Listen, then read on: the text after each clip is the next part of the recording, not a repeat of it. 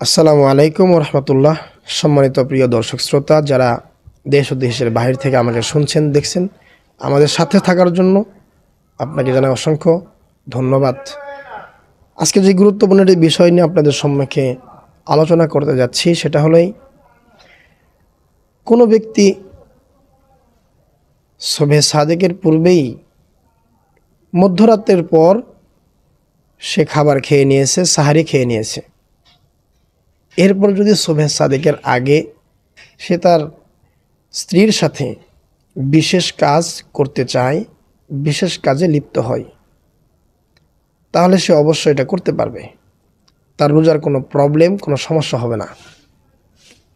তবে হ্যাঁ, বিশেষ বিশেষ কাজটা শবে সাদেকের আগেই তার সম্পন্ন করতে হবে, অথবা সম্পন্ন না হলেও এই কাজটা শেষ করে দিতে হবে।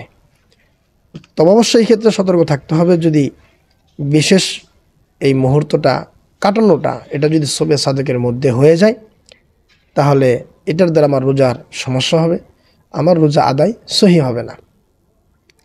আমরা সকলে এই বিষয়টা খেয়াল রাখবো।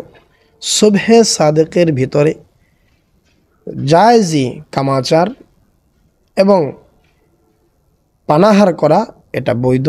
শবে সাদেকের পর যদি এটা হয়ে যায়, যে কোনো ধরনের পানাহার, যে কোনো ধরনের কামাচার এটা যদি আদায় করা হয়, তাহলে অবশ্যই এই ব্যাপারে স্পষ্ট আমাদের রাখতে হবে যে আমাদের রোজা আদায় হচ্ছে না এবং হবে না।